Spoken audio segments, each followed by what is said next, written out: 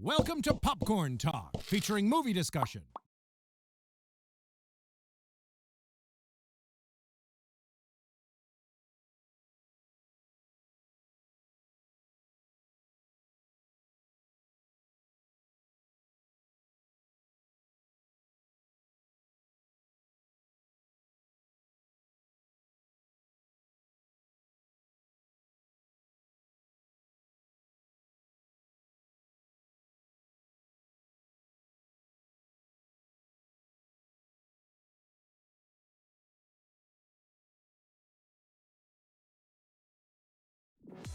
I'm Maria Menounos, and you're tuned in to AfterBuzz TV, the ESPN of TV talk.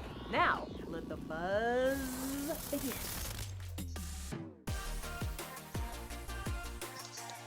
Hi, guys. We're super excited to have you. This is the Unorthodox show, after show.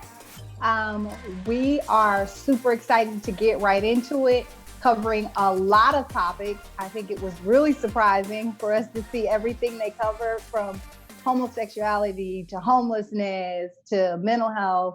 So we'll get right into it. My co-host today is Ashman Rhyme. And Ashman loves to give insights. She even has a special segment today that's going to kind of conceptualize for us and let us kind of know all about the Hasidic Jewish peoples and religion and kind of how it fits into what we're doing today. Welcome, Ashman. Hi, guys. Thank you so much for having me. Hi, Kay. I'm so excited to break down this episode with you. Netflix did such an amazing job bringing this show to life. I'm so excited about it.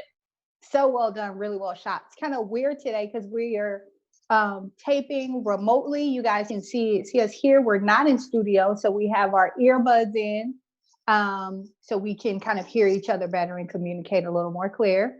But COVID-19 is not stopping us at all, super fans. We're bringing you this show. We're really excited to get into it. So we open with our lead female central character. Her name is Esty, and she is in an Orthodox Jewish community in New York. We learn pretty quickly that she's trying to get out of here and that she might not be as happy as she's been presenting. A lot of the story is told through flashback, which I think is really effective, because it kind of helps us to get an idea of who she is without kind of shoving it down their throats. We get it in bits and pieces. What did you think about them using flashback, Ashman, to tell this story? I thought they did a good job, especially since it wasn't too much. We get a brief intro on how she's planning on leaving. But then, given it's just episode 1, we also see all the buildup that's been going on in her life that has led us to that beginning moment when she is leaving. So I think they did a really good job because it doesn't jump around too much. It's very easy to follow. So yeah, the flashback totally worked for me and it was easy to follow. Yeah, I thought it was really interesting. Also, just like how young she looks. And even now, I mean, I would guess she's probably, I don't know, 18, 19. How old do you think, Ashman? I mean, I think she's around that age too. I think she's of age, so that's why, it makes her a candidate of being next up in line to get married and kids and start her own family. But I agree. I think culturally, the non-makeup, no style, very long clothing, it makes her even look younger because you never really see kind of a style out of her. So yeah, I mean, a couple of the times I was happy they referenced her name because she looked so young that I almost had to compare, wait, is this the same person? Okay, it is the same person. Pre-married life, after married life. Right. So yeah, definitely young. I think one of the things that stood out to me is that we learn early on that she's an orphan and her dad is basically a drunk. When she goes in to meet Yanky for the first time, the families have kind of arranged it and they're working things out. And then her and him meet. And she says to him, I'm not like other girls. I'm different. And she waits to see his response to that. And his response is, well, you know, different can be good, which I thought was really interesting. But then when she talks about that she likes music and he says he loves music and he performs, he asked her basically if she likes music. And she was like, oh, no, I don't perform. And he was like, of course you don't perform. Like, Right. So I was reading up on that, and it's called Kol Isha. And Kol Isha is the prohibition of a woman's singing voice to a man. Oh, wow. So not only wouldn't she be able to sing, she wouldn't be able to perform, period. I just thought that was so interesting. Like, wow. I thought, oh, this guy is, if he's open to her being different, then maybe she'll have some leeway to do the things that she still really enjoys. But his reaction to that made me be like, oh, maybe this isn't going to be such a great match. What were your impressions of Yanky first off? You know, I thought it was interesting. Like when I look at the guy, you know, he seems like a decent guy, and I thought it was pretty cool that, you know, he had a genuine response to being different, right? But he's still so he's brought up and rooted in his culture and his community, right? So still it's very much embedded in him that his natural response was when she's like, oh, you know, me not perform. And he's like, oh, absolutely not. Like it was so on automatic that, I mean, I think it for me, it was a little sad. Like it was like almost an emotional first episode because you really see the restraints that culture, their marriage interactions, interests, and in that arranged part, you completely see it. It's like the family, everybody from that other side of family comes over. They're not just coming to see the girl, they're coming to see the whole family. You know, they want to know the family, they want to know the inside scoop, they want to know the background. And these people are meeting privately, but how private is it, right? All there is a dining room door in between where the rest of the family is just wondering, how's it going, right? Like it's more about a match rather than a match for one another. Oh yeah, that seemed really, yeah, that really stood out to me too, how them meeting was kind of like an aside. It was more like the families are meeting. We're gonna decide. I guess y'all could get to know each other. They talked for all of like 5 minutes, you know. Then it was a wrap. Yeah, I thought that was. I was like, oh wow, okay. So she leaves. Her husband comes home. The way he reacts to her leaving actually says a lot. That's how I thought. Like, okay, he's a good guy, because I thought he was gonna come home and be like, Esty, Esty, and like throw something and be like really upset, but he just kind of crumpled, you know, he was just sad. And I was like, oh my gosh, really is that? Like he really does like love her. Like, yeah, so of course, as you said, the family's in on everything. So they all get together. They got the rabbi there, they all chopping it up, how they gonna do this and that, you know, what basically what are our next moves. I thought it was interesting how Yanky said, you know, he knew that she was unhappy. And he said, you know, she does all the stuff the other wives do. You know, they go shopping, they hang out with each other. And then the one guy was like, no, she doesn't. She isn't like other wives. She doesn't hang out with the wives. And I was like, whoa. And he was like, well, that's because they have children and she didn't have children, so she felt bad. Okay, so we eventually learned that she's pregnant. So I'm like, did she want a baby? That's what I really want to know. Like, did she really want a baby? Was she not hanging out with him because she did want a baby? Or did she not want to have a baby with him? And she was kind of breaking away from the community. And so that's why she wasn't hanging out. What do you think? You know, I totally want to comment on that scene when the husband figured out that Esty was no longer there.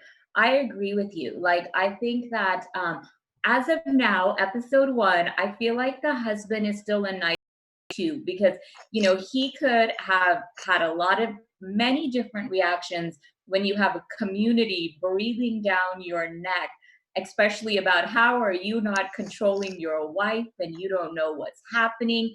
And for the fact he was able to, in his own way, stick up for her and say like she wasn't happy. Like, as embarrassing as it was for him, and I'm sure the shame that it brings to the community and what's relevant for that community, I agree, he still had a genuine love for her.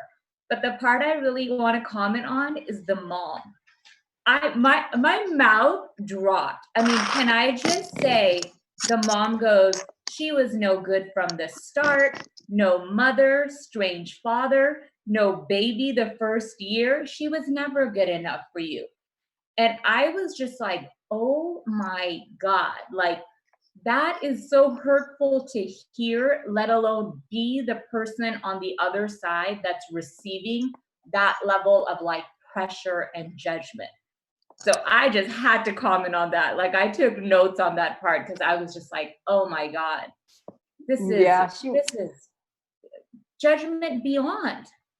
Yeah, she was a monster-in-law. I mean, even and what I thought was really funny is when she was first like leaving, like gonna, the other lady saw her with her bag. One of the ladies made the comment, well, at least we get to stay in. I don't have to see my mother-in-law. Right. So I was like, oh wow, like that they're in this strict religious community, but like there still is tension. And obviously, Esty felt that tension with her mother-in-law. There's no way that the mother-in-law hasn't bugged her about not having kids or hasn't insinuated at some point throughout their marriage that she's not good enough for her son. So I was like, bless her heart, she gets to be free from that mother-in-law. Yeah.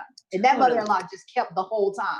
Yeah, you shouldn't have never married her. Still talking. I thought that was really compassionate. I don't know if it was the rabbi or just one of like the religious leaders that was like, hey, chill on that. Like he loves her still. Like you're hurting him by talking bad. So I was surprised. I think the rabbi had a few sensible things that he really said that made things more like, like I think there was a point he references and he's like, God tests everyone, that's still his wife at the end of the day, or, even those who sin are still like people of the community. And, I thought that was really important. Like, it doesn't matter what your religious group is, but I would just hope that teachings, regardless of who they come from, they have a level of still humility that goes along with it, right? Or else you're creating a race that, is going to develop all types of different issues with other people. So I was happy that the, advice was a little more level-headed. And also, like, I think generally speaking, it just goes to show no matter what your religion is, as people and as one human race, we all have similar issues. There's people that have monster-in-laws, people that don't want to see their mother-in-law. I mean, these things happen in it's like, it's not even a community or a race thing. It's a people thing, right? There's certain people we just don't vibe with. So I love it when we could say things are more collective than segregated, but commenting back to you, totally. Yeah. So Moishi's pretty well convinced that she's pregnant. And so he tells kind of the community that she's pregnant. I think that kind of bonds them together too. They're like, oh, she has our baby. Like, we got to get this baby back. I'm kind of uncomfortable with that idea because all he heard was that the blood test came through and come in for an ultrasound. Listen, that could be so many things, right? Like she can have cancer. You need to come in for an ultrasound for that. What if it's a medical condition that she has and that is what spurred her to leave, is she thought, I might not have a lot of time. So what are your thoughts about that? I agree with you. I mean, nothing in there factually says pregnancy. So I think them hearing ultrasound, blood, and doctor, it could only mean one thing. So they may have jumped the gun a bit because in an essence, like, there's no facts around it. And for me, I'm unsure of even if Esty knows what her condition may be. Like, I didn't get the impression that she fled knowing that she may be possibly pregnant. You know what I'm saying? Like, I feel like she fled because she just had to get out of that community. It was too confined, too closed. I mean, she just had no freedom whatsoever. Like, her soul was dying. So I can't say it was a pregnancy thing yet, at least. Yeah. So really interesting that she goes into Berlin. So I was watching with my husband. My husband's like, that's kind of backwards, like a Jew fleeing to Germany. You know what I mean? That was kind of interesting. But I mean, there are, Jewish people everywhere. So it's interesting that she finds this another kind of community of musicians, or I guess they're music students, and kind of bonds with them because she loves music, right? So she finds them, and they kind of are very welcoming to her. I was like, wow, she has a lot of guts for somebody who hasn't, what we feel like hasn't communicated with the outside world very much. Yeah. Like, she just talks to the guy. She goes in. She's like, "Can I go to the lake with you?" I was like, "Oh my goodness, she's so forward." Because like Orthodox Jews, they can't talk to, they can't barely talk to, and definitely cannot touch a member of the opposite sex that's not in their immediate family or their spouse. So like for her to be squished in the back seat with them, they're going to the beach. I was like, wow, she has been ready for this moment. So what do you think about once she got to the beach and got in the water and that whole thing? How did you feel about that kind of scene with her taking off her wig? Yeah. Well, first, I agree with you that I think she's very courageous and very brave. And I thought it was, I didn't expect her to be so open off the bat. So I agree. She's been ready and she's been curious. So she gets into the car, she goes to the lake with them. And I just thought that was such a powerful scene because they get to the lake, everyone's undressing, they're in bikinis, and she's kind of looking around and she's like, okay, like this is what this means. Like, she's a very smart girl, I think. So she's not oblivious to life outside her community. And I think in a big part, that's what she's been yearning for. So as she sees everybody just throwing off their clothes, jumping in the water, I see a sense of freedom already. She's looking at these people and she's like, this is what it means to be free. Like, they look so happy. She's very empowered in that moment. Now I'm questioning, I'm like, is she gonna go in the water? What's gonna happen? Like, what's gonna be her take on this? So that great friend comes back. She's like, I'll watch your stuff. And when she starts to undress, I'm just kind of like, no way. There's no way she's gonna take off all of her clothes just like me that. too. I was like, right? how far is she gonna undress? But then again, how many layers of clothes does she have on? Exactly. And I think she did it perfectly, right? Like she takes off just her pantyhose and her shoes and a little her sweater, but she has her turtleneck and long skirt, and she just walks into the ocean. I mean, the lake. She walks in, and I just think she was so liberated at that time to allow herself to be free. And then the wig part, like, it was, the symbolism was so powerful and so well done. It's like she goes, she's looking straight at the sun, she takes off her wig, and I didn't know what she was going to do with it. I'm like, maybe she'll hold on to it. And she just drops it in the water. She's like, get out, like, leave. She just drops it. Like, I no longer, and her hair is all shaved. And she's like, I much rather have my shaved hair than wear something that's covering me up anymore. And she drops it. I thought it was so powerful, Kay. Symbolically, they did such a great job in that scene. Mm-hmm. Yeah, that was a really cool moment with her just removing it and then seeing, because I mean, I knew it was a wig, but I didn't know that it was going to be shaved underneath. Mm-hmm. So that was kind of a shock.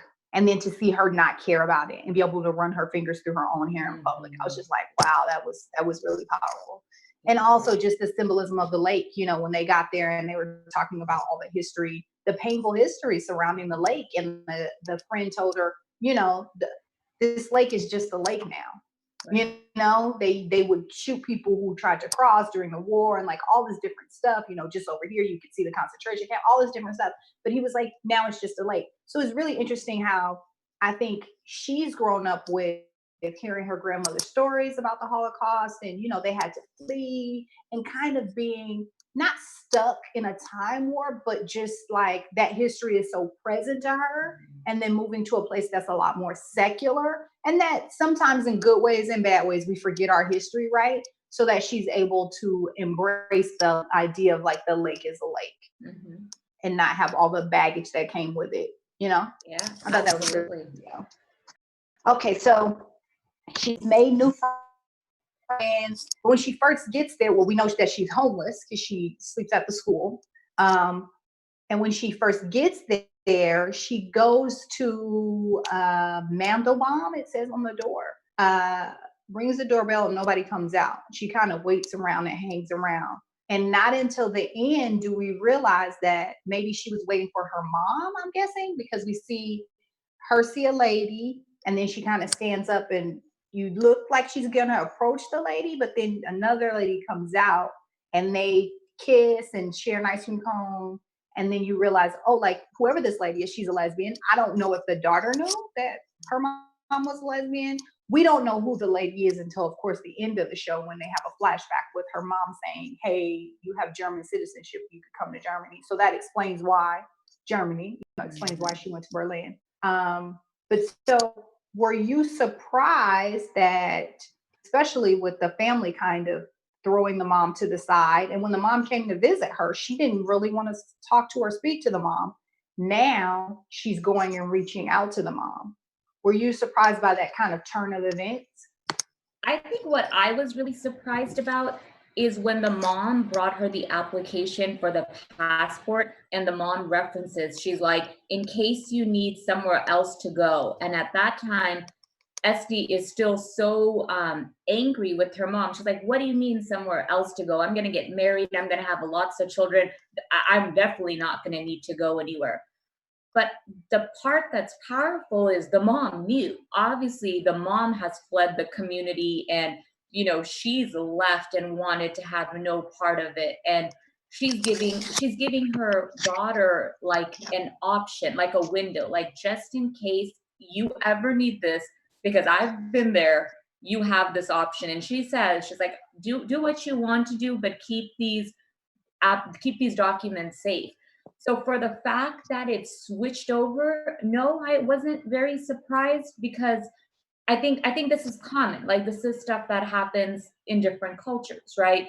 But I think for the fact that the mom knew that her daughter may need this at some point was more substantial for me, because she especially came to make that visit to give her these documents. Mm-hmm. And I think it was really telling that she said to her mom, because you can tell, like, her mom hasn't been there for most of her life, right? She left when she was young. She says to her mom, you don't even know me, right? And I thought, like, wow, that's pretty deep. Like, she's been gone most of her life. You don't even know her. You're trying to come to her and give her advice. But in the end, it was true. Your mom knew you better than you knew your own self. Like, you thought you knew, but your mom knew you and that community better than you knew yourself. Exactly. And so interesting that someone who wasn't there to raise you actually ends up kind of saving you in the end, or kind of being a beacon so you could save yourself, I guess. Yeah, absolutely. I mean, experience, right? It's like when you live through it, sometimes just that experience itself, what that territory comes with. And I'm glad that regardless of if Esty wanted to have a relationship with her or not, at least her mom still came to kind of save her and give her a piece of valuable information in case she ever needed it. And as a result, she certainly did. Yeah, I agree with that. And another piece of valuable information that I just want to give right quick is to our super fans that are watching us everywhere. If you are watching us on YouTube, we really encourage you to give us a comment. We love those. Also, if you're listening on iTunes to our podcast, give us a 5-star rating. We love those as well. We're so excited to be able to bring you more information and discussion surrounding this great show. And we just ask for your support. And we thank Keven and Maria for giving us this platform. So next up, I just wanted to kind of talk about the idea of a religious enclave like they have here. I know that you had a special segment kind of, these socio roles of women and beliefs and all that stuff, because they are a culture and a religion that are very heavy on changing nothing. So in short, for our viewers that are new and watching this great show, that's why we're seeing, we're not seeing evolution or openness or change. coming into this community, and that is intentional because they have a strong belief and attachment to preserving their heritage. So then that explains a lot, the 100%. importance of staying in this tight-knit community because they really need each other for support. Absolutely. Yeah. So I'm really interested to see, you pointed out earlier that the rabbi said, you're a sinner, but you're still basically a Jew. You're still a member of our community, because there was some debate about Moishe.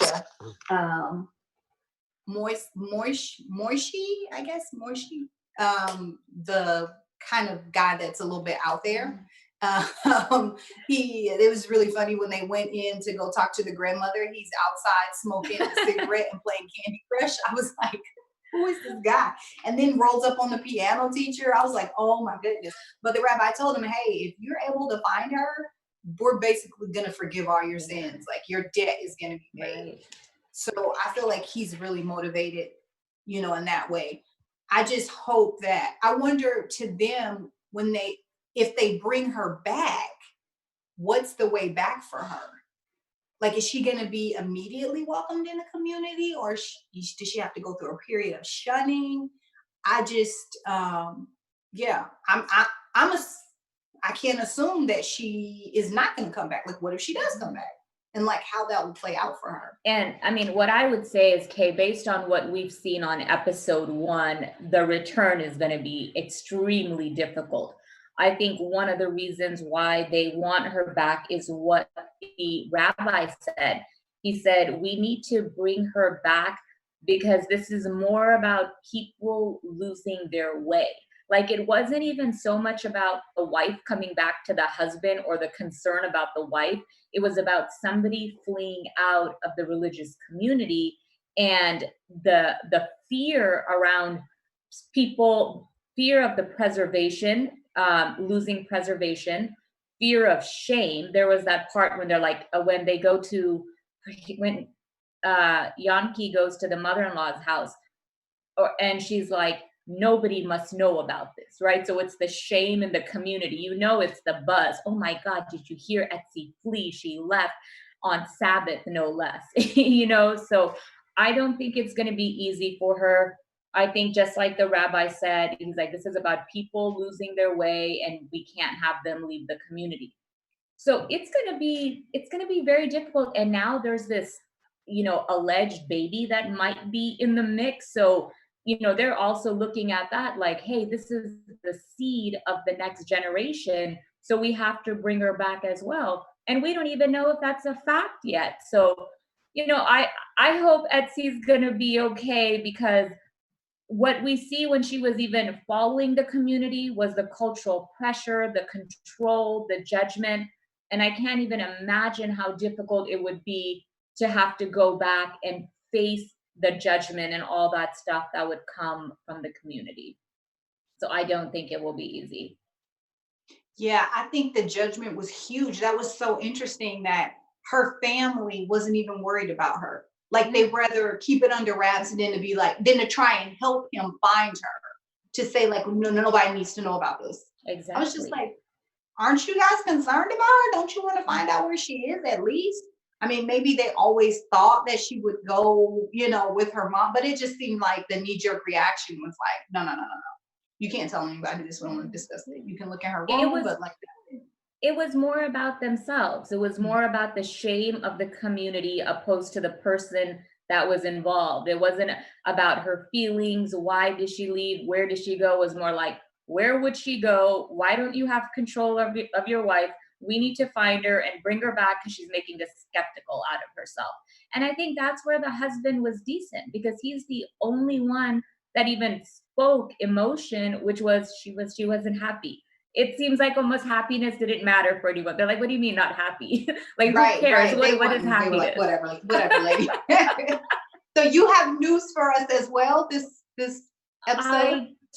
I do. And on the news, so naturally, we're watching this episode and I'm like, is this based on someone's life? Like, this has to be a true story. It's emotional, it's personalized. What's the scoop? And I know they mentioned this on the show, but I definitely wanted to give the background on it. So Unorthodox is based on a true story from an insightful memoir by Deborah Feldman. The name of this memoir is Unorthodox, The Scandalous Rejection of My Hasidic Roots. So there we have it. Like, yes, I think it's touching and there's an instant connection to the show, regardless of what your race, religious beliefs are. I think everyone can connect to the show on one level or another. Yeah, so let's do some predictions for our next episode. There was a lot in episode 1. So predictions for episode 2. I'll go first. I think they're gonna find her in episode 2. I think they're gonna find her. I think they're gonna track down the mom and she's gonna figure out a way to connect with her mom, and I think that they're gonna track her down at her mom's.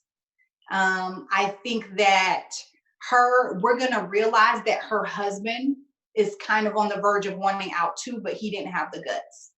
That's what I think. I think that's gonna be the showdown for episode 2. What do you think, Ashley? Okay, well, that's a great prediction. And you think the husband wants out of the marriage?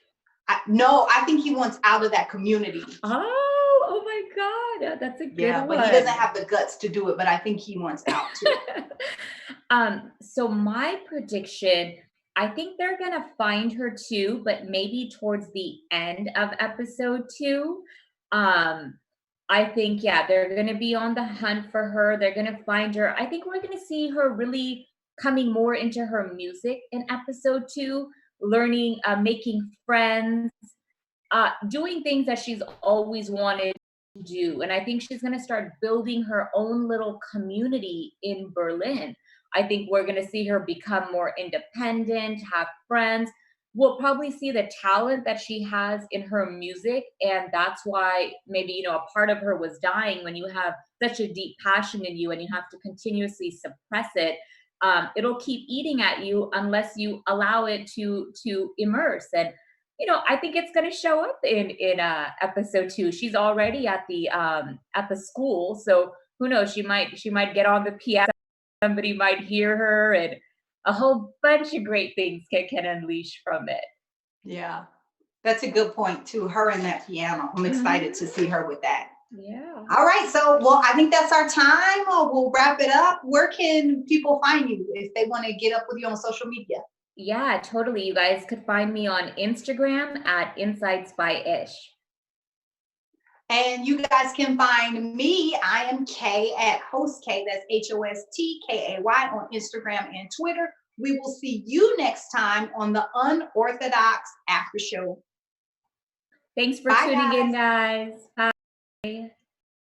Our founder, Keven Undergaro, and me, Maria Menounos, would like to thank you for tuning in to AfterBuzz TV. Remember, we're not just the first, we're the biggest in the world, and we're the only destination for all your favorite TV shows.